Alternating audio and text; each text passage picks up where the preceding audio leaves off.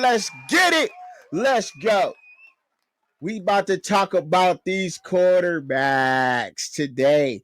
Why do I want to talk about this 2025 class of quarterbacks? Well, first of all, I just want to thank y'all for coming in, man, and tuning in because y'all could be anywhere else, but y'all here with me. So therefore, I thank y'all for tuning in. Make sure y'all hit that like button, share the stream. But yo, I believe in them.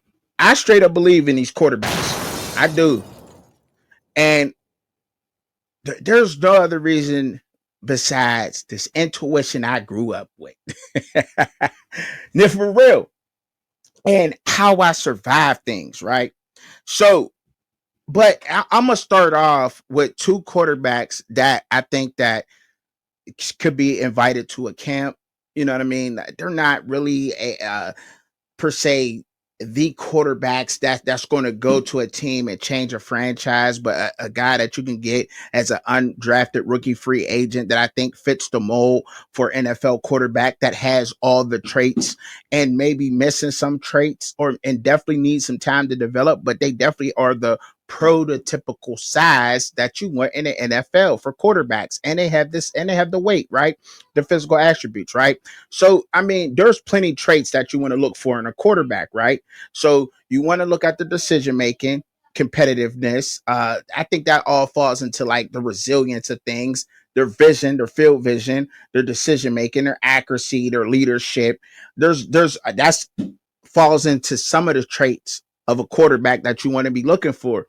So let's keep that in mind when I'm going through this list of quarterbacks, right, for the 2025 draft, because I'm not going to be here long, but I got to come up and I was like, I got to feed the people and, you know what I'm saying, and give them what they looking for out here. So my first quarterback is Donovan Smith that played up at Houston, right? Yes, Donovan Smith.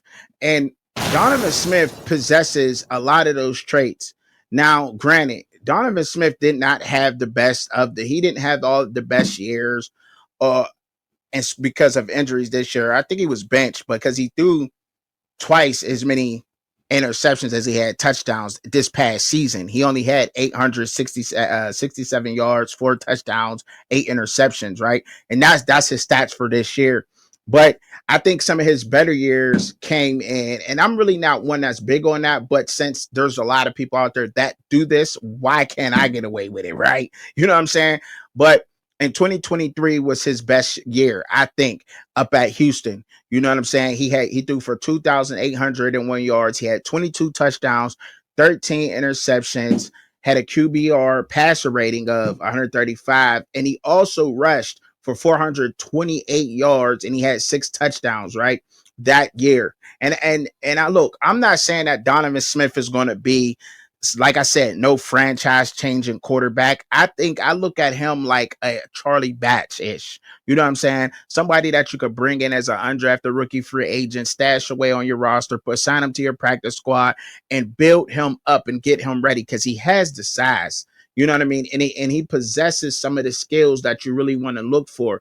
But it's all about what team he goes to, what scheme, and you know what scheme it is that fits him. You know, is it an easy Kyle Shanahan at the, you know, at the San Francisco 49ers type of offense, or is it Andy Reid that could get him and turn him into a diamond? You know, what system will he go to? 6'5", 235. At least that's what they got him listed as. So you know he's a true 6'4" quarterback.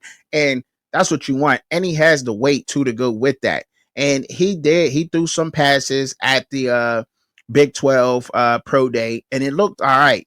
And some of they were like, who was throwing that ball? That was Donovan Smith that was throwing it, right? So let's just say that he's there. And then I'm gonna get into some different quarterbacks too. So I'm gonna get into it. I'm gonna get into it.